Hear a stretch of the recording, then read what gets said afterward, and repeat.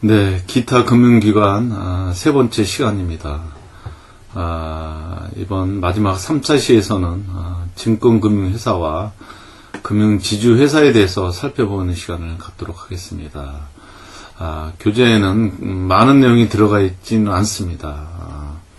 특히 이제 금융지주회사에 대해서는 제가 금융지주회사에 관련된 내용을 서치를 해서 재무적인 현황을 많이 추가를 했습니다. 그래서 그런 내용 위주로 해서 살펴보는 시간을 좀 갖도록 하겠습니다.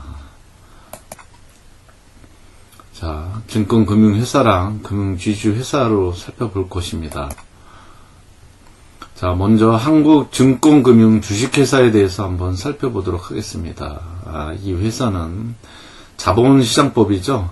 자본시장과 금융투자업에 관한 그러한 법률에 의해서 금융위원회를 통해서 인가를 받은 그러한 금융회사입니다. 1955년 10월 11일에 설법된 상법상 주식회사입니다. 이 한국증권금융 역시 금융기관 사이드에서 한국의 금융시장 발전에 기여하고 이바지하는 그러한 기관이라고 이렇게 살펴볼 수 있습니다. 한국증권금융회사의 주요 역할과 기능에 대해서 살펴보도록 하겠습니다. 크게 네 가지로 이렇게 표현할 수 있습니다. 투자 예탁금의 관리, 그리고 증권산업에 대한 지원 업무, 그리고 우리사주 제도에 대한 관리, 그리고 일반 고객 상품 취급 관리에 대한 업무를 수행을 하고 있습니다. 이 업무에 대해서는 뒤에 다시 자세히 살펴보도록 하겠습니다. 먼저 일반 고객 상품 관리에 대한 업무를 좀 더 한번 살펴보고 다음 장으로 넘어가도록 하겠습니다. 이 업무는 개인이나 법인이 보유하고 있는 주식이나 채권, 그리고 수익직금과 같은 펀드죠. 그 다음에 CD, 양도성 예금증서죠. 이를 담보로 해서 필요한 자금을 장기 저리로 대출을 하는 그러한 업무입니다. 또한 공모주와 실권주에 대한 청약과 관련해서 높은 금리와 함께 주식의 매매 차익을 기대할 수 있는 그러한 예금 상품을 취급함으로 인해서 일반 고객들의 재테크에 기여하는 그러한 업무도 수행을 하고 있습니다.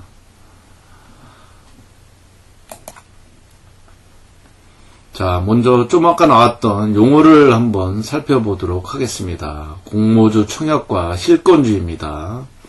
공모주 청약이라 하면 기업이 공개를 통해서 증권시장에 상장되는 경우에 일반인으로부터 청약을 받아서 주식을 각각 배정하는 것을 의미를 하고 있습니다. 따라서 이러한 공모주 청약에 가입하려면 여러 가지 절차를 밟아야 됩니다. 첫 번째는 공모주 청약에 참가하려면 첫 번째는 증권회사의 금융상품인 근로자 장기증권저축이나 근로자 장기증권저축 또는 일반인 증권저축에 가입을 해야 됩니다. 또한 은행의 공모주 청약예금에 가입을 하거나 아니면 증권회사나 증권금융의 공모주 청약 예수금에 가입한 뒤에 3개월이 지나야 합니다. 이 가운데서 은행의 공모주 청약예금은 신규 가입할 수는 없고 다만 기존의 가입자에 한해서 공모주를 청약받을 수 있습니다. 이러한 내용을 살펴봤고요. 이번엔 실권주입니다. 기업이 유상증자를 통해서 자금 조달을 할 때 주주들은 정해진 날짜에 자신에게 배정된 유상증자분을 인수하겠다는 그러한 청약을 하고 해당 금액을 납부하게 됩니다. 그러나 개인에 따라서 투자자에 따라서 주주에 따라서 청약 기일까지 청약하지 않거나 아니면 청약을 설사했더라도 납입 기일까지 납부를 하지 않으면 이 유상 신주를 인수할 수 있는 권리를 상실하게 됩니다. 따라서 이로 인해 발생할 수 있는 그러한 잔여 주식을 우리는 실권주라고 이렇게 불리고 있습니다. 따라서 이러한 실권주가 발생하게 되면 발행자는 자금 조달 목적을 달성하는 데 좀 어려움이 겪을 수 있겠죠. 따라서 그러한 실권주에 대해서는 일반인들을 대상으로 해서 재모집하는 것이 일반적입니다. 자, 공모주 청약과 실권주에 대해서 잠시 살펴봤습니다. 자, 그러면 한국증권금융주식회사의 조직도를 볼까요? 자, 상법상 주식회사이니까 사장이 있겠죠. 그 다음에 회사에 대한 최고 의사결정 기구인 그 이사회가 있습니다. 예, 되어 있고, 각각의 사장님 밑에 각 여러가지 업무 수행을 위한 여러가지 부서가 이렇게 구성이 되어 있습니다. 그리고 각종 한국증권금융회사에 관련된 그 여러가지 다양한 또 위원회가 이렇게 구성이 되어 있습니다.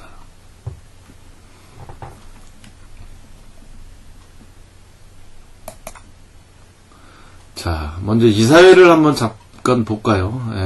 그 일반적으로 이사회는 정기이사회와 임시회사회로 이렇게 나누어 볼 수 있습니다. 당연히 사장이 소집하고 의장을 맡겠죠.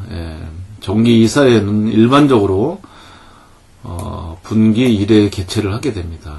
하지만 임시이사회는 사장이 필요하다고 인정이 되거나 아니면 제적이사의 과반수 또는 이사회 내에 각 위원회 요구가 있을 때 소집을 하게 됩니다. 따라서 이사회를 소집할 때에는 이사회 개최일 그러한 3일 전에는 그 각 이사들에게 통지하거나 해야 됩니다. 하지만 긴급의 필요가 있을 때는 그 기간을 단축할 수도 물론 있는 그러한 예외적인 조항이 있습니다. 자, 이사회가 소집이 돼서 이사회 안건에 대해서 결의하는 방법을 한번 살펴볼까요? 기본적으로 이사회는 제적이사 과반수 출석으로 이렇게 성립을 하게 됩니다. 그리고 이사회 안건에 대한 그런 결정, 결의는 출석이사 과반수의 찬성으로 결정을 하게 됩니다. 다만 감사위원회 해임이나 그리고 이사 그리고 상법 제398조에서 정한 자와 회사 간의 거래 승인에 관한 사항 그리고 이사의 상법 397조 2에 따른 회사의 사업기회 이용에 관한 이러한 중요한 사항에 대해서는 그 이사 총수의 3분의 1 이상의 결의가 있어야 되면 됩니다. 그리고 아울러서 이사의 결의 사항에 대해서는 이해관계가 있는 경우에 이사는 그 이해관계를 반드시 밝혀야 합니다. 또한 당의 의안의 표결에 참가할 수 없고 이 경우에 행사할 수 있는 의결권의 수는 출석한 이사의 의결권 수에 산입하지 않는 그러한 성격을 가지고 있습니다. 중요한 내용이죠. 이사회의 소집과 결의의 방법에 대해서 잠시 살펴보았습니다. 자, 아까 조직도에 있었던 여러 가지 다양한 그 위원회가 있었죠. 이사회는 아래 표시된 그 다양한 여러 가지 위원회를 구성할 수 있습니다. 그리고 그 권한과 운영에 관한 그런 세부 사항은 별도로 각 위원회에서 정하는 그러한 규칙에서 정하면 됩니다. 자, 이사회에서 정한 그러한 각종 위원회를 한번 살펴볼까요? 자, 상임위원회가 있습니다. 그리고 보상위원회가 있고, 그리고 감사위원회가 있네요. 그리고 상임이사 후보 추천을 위한 그러한 추천위원회가 있고, 아울러서 사회이사를 추천하기 위한 그러한 추천위원회가 있네요. 그리고 동회사에 대한 자산운용에 관한 그러한 위험을 관리하게 될 리스크관리위원회가 이렇게 구성이 되어 있습니다. 자, 한국증권금융이 하는 역할을 웹사이트에서 한번 가져와 봤습니다. 크게 4가지가 있었다 그랬죠, 아까. 중요한 업무죠. 증권산업을 지원하는 업무가 있고, 또 고객들에 대한 투자자 예탁금을 관리를 하고 있습니다.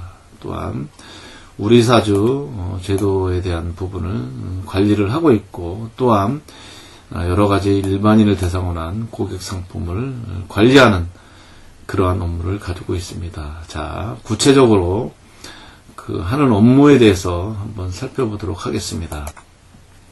자, 먼저 증권산업지원업입니다.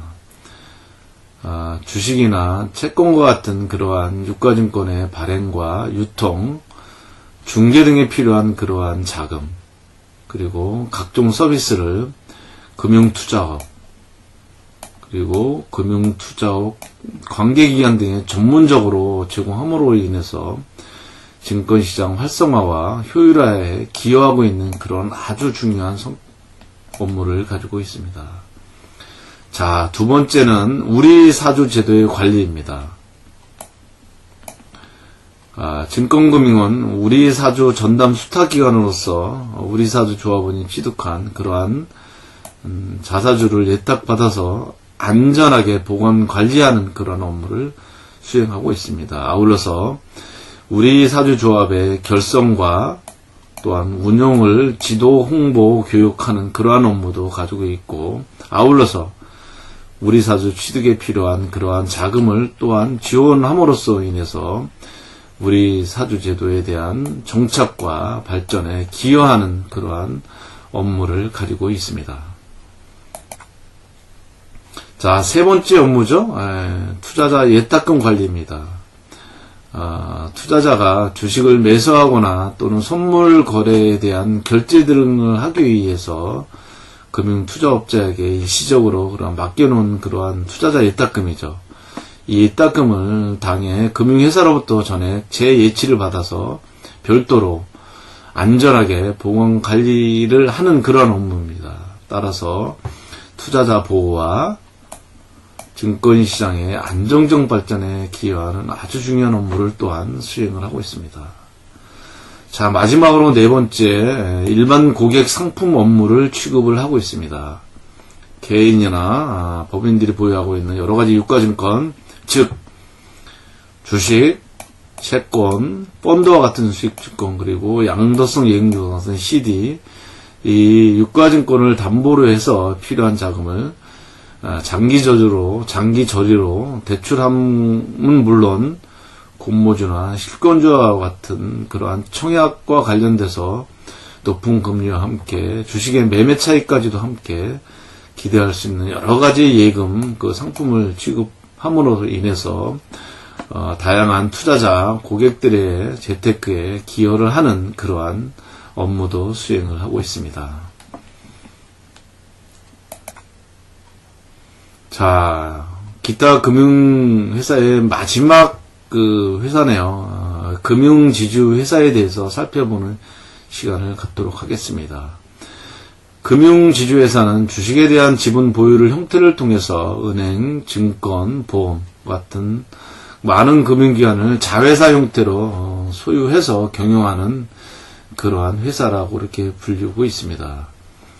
이 금융지주 회사는 동회사법 제2조에 의해서 주식의 소유를 통해서 금융업을 영위하는 그러한 금융기관들입니다. 금융지주회사는 순수 지주회사에 속합니다. 자회사인 경우에는 50% 이상 소유를 해야 됩니다. 물론 상장 등록법인 경우에는 30%입니다. 그리고 전체 자회사에 대한 출자 총액이 금융회사의 자기 자본을 초과하지 못하는 그러한 단서 조항도 있습니다. 또한 금융기관을 자회사로 지배하거나 비금융회사를 지배하지 못하는 그러한 단서 조항도 있습니다. 아울러서 자회사는 업무상 관련이 있는 금융기관, 물론 손자회사를 포함합니다. 를 지배 가능하게 됩니다. 하지만 손자회사는 다른 회사를 지배할 수는 없습니다. 그리고 금융주주회사는 영업을 하지 않고 계열사가 모 회사의 전략에 따라 영업을 담당하는 그러한 특징도 가지고 있습니다. 또한 그 계열사의 수익이 발생된 경우에 배당 형식으로 이 모 회사에 지급하는 그러한 성격을 가지고 있습니다. 이러한 금융회사에 대한 설립과 전환은 반드시 금융위원회의 인가를 받아서 설립이나 전환을 할 수 있습니다. 자, 좀 더 살펴보도록 하겠습니다. 금융회사가 발전되게 된 그러한 동기는 아무래도 금융환경의 겸효화와 대형화로 인해서 그렇게 되어 있습니다. 또한 개방화가 됨으로 인해서 국내 금융산업의 경쟁력을 강화할 필요가 있기 때문에 설립이 된 것입니다. 따라서 금융산업의 대형화와 계열사를 통해서 대외 경쟁력을 이렇게 확보하게 됩니다. 따라서 지주회사를 통해서 경영 상태와 캐시플로의 자금 흐름을 파악하고 감독할 수 있는 그러한 성격을 가지고 있습니다. 이러한 금융회사는 경제력 집중에 의해서 과도한 시장을 지배할 수 있는 그러한 단점이랄까요? 그러한 성격도 가지고 있습니다. 또한 산업자본의 금융지배로 인해서 은행들에 대해서 삼금고화될 가능성이 있는 이러한 단점이랄까요? 그러한 점도 가지고 있습니다. 자, 히스토리입니다. 역사죠. 2000년 10월에 금융지주회사법이 만들어졌습니다. 2001년 4월 1일에 우리금융지주회사와 동양현대종합금융지주회사가 출범을 하게 됩니다. 2010년 12월 말 현재 은행 관련 지주회사는 7개가 되어 있고요. 비은행 지주회사는 2개가 이렇게 설립이 되어 있습니다. 자, 이제부터는 구체적으로 은행 지주회사와 비은행 지주회사에 대한 현황과 재무적인 그러한 지수에 대해서 살펴보도록 하겠습니다. 은행 지주회사의 변화를 막대 그래프로 가져왔습니다. 이렇게 보면 2016년 말에는 7개가 되어 있다고 말씀드렸죠. 가장 많을 때는 11개까지가 되어 있었던 적도 있습니다. 2011년도 말에. 2013년도 말이네요. 소속회사 수도 2013년도 말에 이렇게 247개가 좀 많이 있었죠. 하지만 2016년도 말에 이렇게 144개 이렇게 되어 있습니다. 자, 임직원수 마찬가지입니다. 아무래도 2013년도에 가장 많았던 11개 지주회가 있을 때는 아무래도 상당히 많이 있었지만 지주회사가 줄어들음으로써 2016년도 말에는 약 한 10만 명 정도 이렇게 되어 있습니다. 계속해서 지주회사들에 대한 그 현황을 살펴보도록 하겠습니다. 자, 먼저 은행 지주회사와 업종별 자산금융 현황을 살펴보도록 하겠습니다. 비교 기간은 2015년도 말과 2016년도 말 기준입니다. 주로 보면 2016년도 말에 그 은행에 대한 아무래도 그 비중이 상당히 많이 있겠죠. 그 다음에 금융투자회사, 보험회사, 이렇게 비은행 이렇게 돼 있었죠. 물론 2015년도 비해서 2010년이 약간의 그 비율이 변한 건 사실입니다. 근데 전체적인 그런 포지션은 크게 변하지는 않았습니다. 예, 그 자산 구성을 살펴봤습니다. 다음은 은행 지주회사별로 연결 총 자산 현황을 살펴보도록 하겠습니다. 비교 기준은 2015년도 말과 2016년도 말입니다. 신한금융주식회사가 2016년 말에 395.7조 원 이렇게 되어 있고요.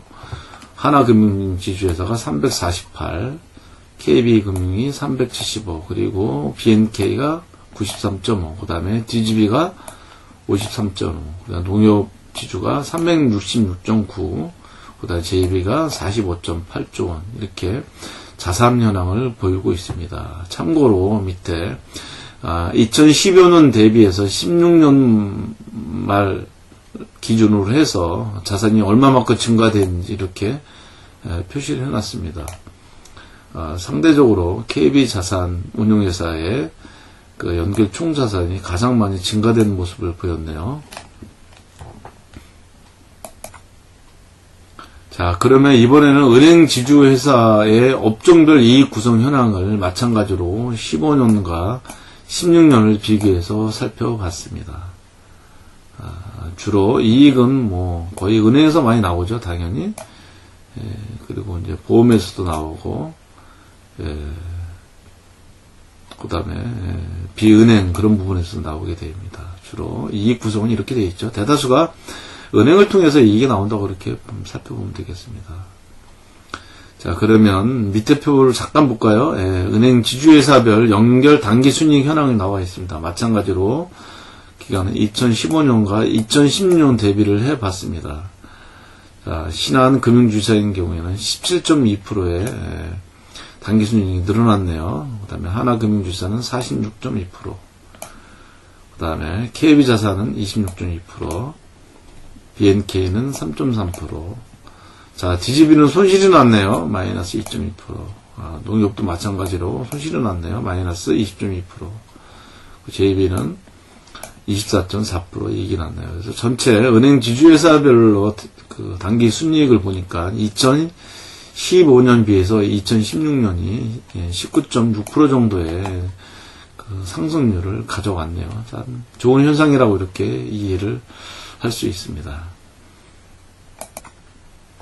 자, 그러면 은행 지주회사별로 자본에 대한 적정성이 어떤지를 살펴보도록 하겠습니다. 마찬가지로 비교 기준은 2015년과 16년을 기본으로 해서 증감률을 표시했습니다. 그리고 기본적인 자본에 대한 적정성은 총 자본 비율과 그 다음에 기본 자본 비율 그리고 보통주 자본 비율 세 가지 측면에서 비교된 그러한 표입니다.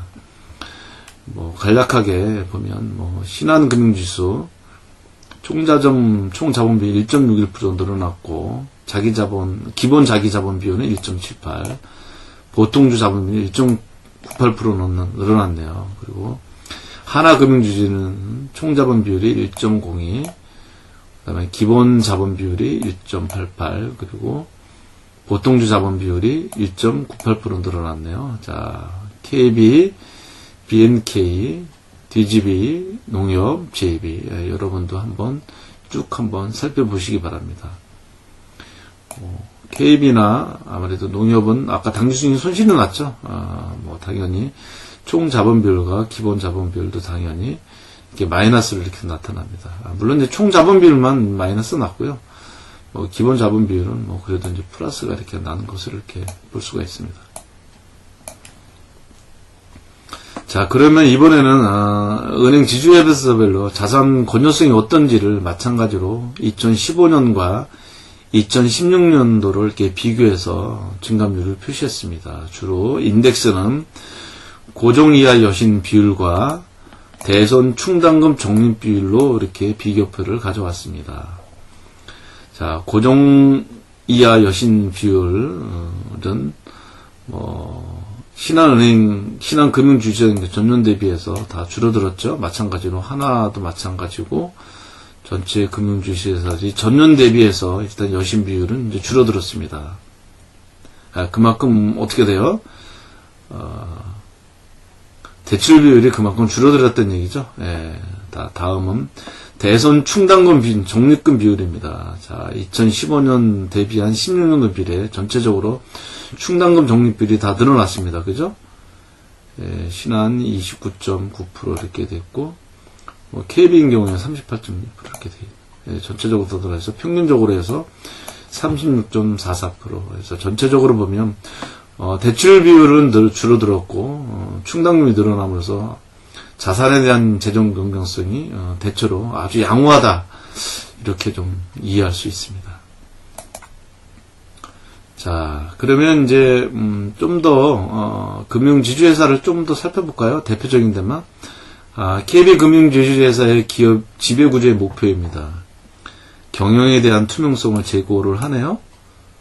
네, 감사기계 효율적 운영, 그리고 주주관리 부호, 이사의 독립성 확보라는 그걸 통해서 기업 가치를 제고하고 아울러서 주주 가치를 실현하는 데 이렇게 목표를 가지고 있네요.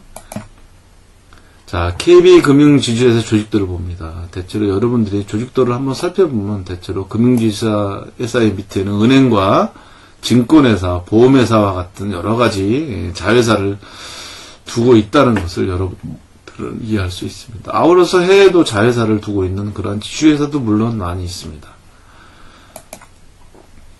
자, 이번에는 비은행 지주회사를 볼게요. 대표적인 데가 메리츠 지주와 한국 지주 지표입니다. 먼저 메리츠 지주의 주요 경영 지표를 간략하게 보도록 하겠습니다. 마찬가지로 2015년과 16년도를 비교한 증감률과 계산을 한 표고, 주요 인덱스는 연결 총자산, 그 다음에 부채 비율, 연결 단기 순이익, 그 다음에 필요 자본 비율, 그 다음에 이중 레버리지 비율과 같은 경영 지표가 있습니다. 자, 연결 총자산 비율 늘어났네요. 5.5%. 연결 단기 순이익, 당연히 이렇게 늘어났습니다. 이렇게 24.5%.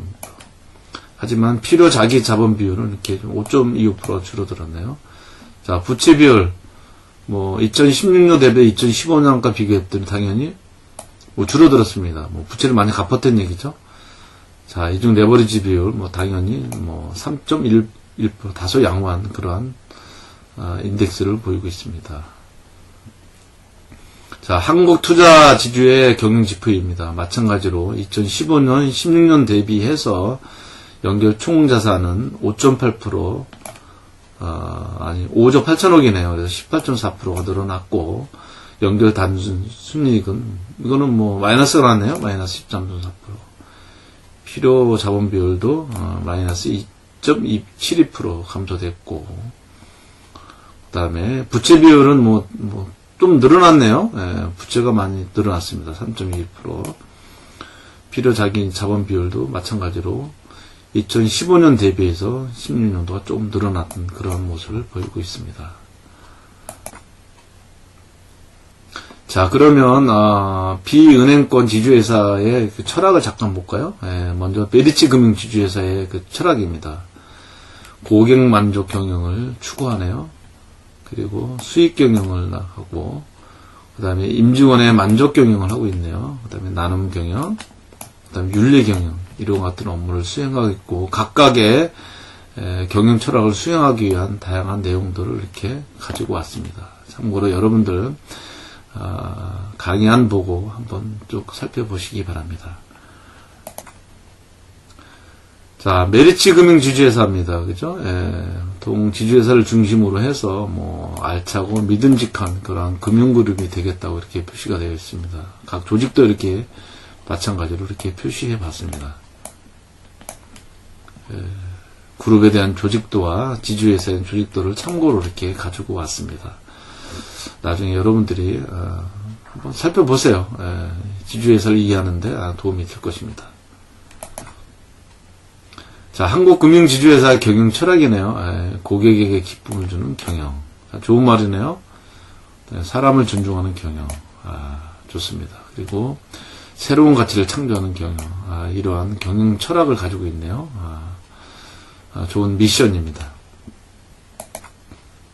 자, 마찬가지로 한국금융지주회사의 조직도 이렇게 가지고 왔습니다. 증권과 저축은행, 와 같은 여러 가지 자회사를 두고 있습니다. 참고로 한번 살펴보시기 바랍니다.